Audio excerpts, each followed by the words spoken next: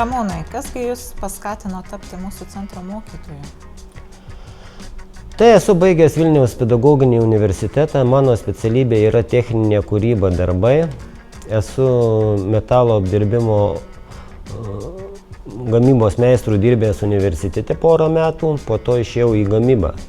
Gamyboje pamačiau, kad trūksta išradingų, kūrybingų darbuotojų. Tai vienas iš priežastis ateiti dirbti į mokymo centrą yra tai, kad noriu pasidalinti savo patirtimi su mokiniais. Ir kaip sekasi?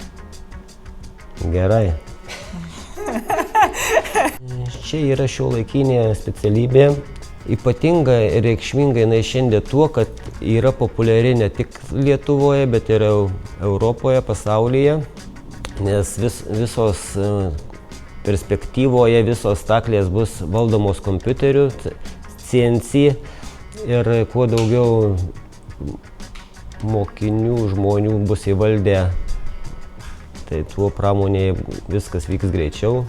Ir kaip vyksta mokymasis? Ką mokiniai išmoksta pamokų metu? Tai mokymasis vyksta nuo paprastų iki sudėtingų dalykų. Paprasti, tai, kaip aš sakau, yra brėžinių skaitymai, koordinačių ašys X, Y, Z, matavimo įrankių naudojimas, o sudėtingi yra tai pajungimas programos į stakles, paleidimas staklėse, nes staklės yra brangios, tai kol neišmokstam, mokiniai dirba tik tai mano prižiūrimi. Kuriuose vietose mokiniai turi galimybę išbandyti save praktiškai? Praktiškai pirmiausia išbando pas mus sektorinėme, o po to būna praktika mėnesis laiko.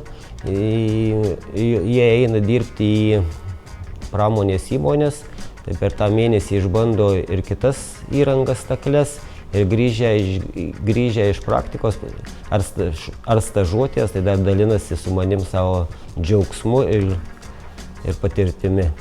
O kur būtent Marijampolėje jie turi galimybę išbandyti? Tai Marijampolėje yra kelios didelės įmonės, kaip UAB Stevila, CLT Forge, UAB Pakma, Fasa.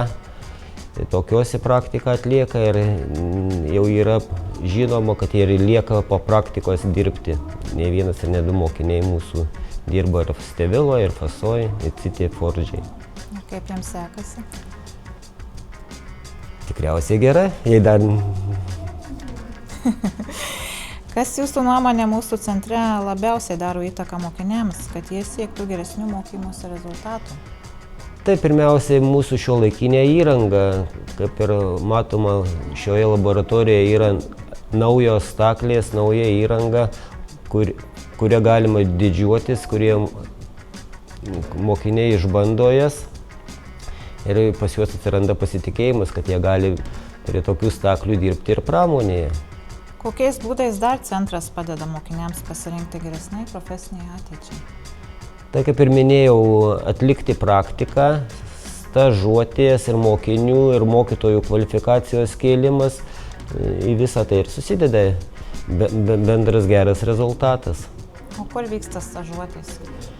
Praeitais metais vyko keli mūsų mokiniai į Daniją, kur mūsų yra partneriai. Paskui praktiką, kaip jau minėjau, atlieka ir UAB Steviloje, CLT Forge, dažnai remia stipendijomis ir mokytojus, ir mokinius. O ar tekia jums išvykti į užsienį, komandiruotės mokymus? Tikiuosi, kad dar teks. Kam rekomenduotumėte rinkti šią profesiją? Rekomenduoju tiek vaikinam, tiek merginom, merginos irgi, kad nebijotų šitos profesijos, o rekomenduoju tiem, kuriem patinka technika, tikslumas, mechanika, kurie nori matyti greitai atliktą, gautą rezultatą, nes detalę, jeigu viskas tvarkoja, detalę pagamina per porą minučių, gan sudėtinga detalė jau staklėsi. CNC staklėse pagaminamos. Kaip manote, ar ši profesija turi ateitį?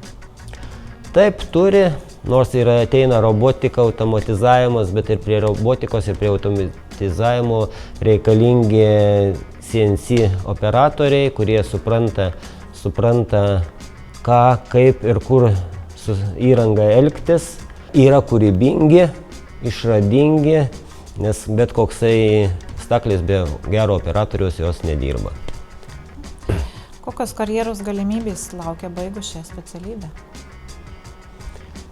Tai karjeros galimybės yra, nuolatos trūksta CNC staklių operatorių, bet taip pat ir programuotojais galima laikui bėgant išmokus pretenduoti. Na ir kaip ir minėjau, užsienyje trūksta Lietuvoje darbuotojų ir galima net savo verslą daryti, nes kuo toliau, tuo labiau įperkamos CNC staklės yra. Kokią žinutę norėtumėte perduoti tiems, kurie svarsto, ar verta rinktis šią profesiją? Kaip ir minėjau, populiari profesija, geras atlyginimas ir jeigu turi techninį polinkį braižybai, mechanikai, inžineriniam mokslam, tai ateikite pas mus į mokymo centrą, susipažinsit su įranga, susipažinsit su mokiniais ir pamatysit, ar jūs tai domina ar nedomina.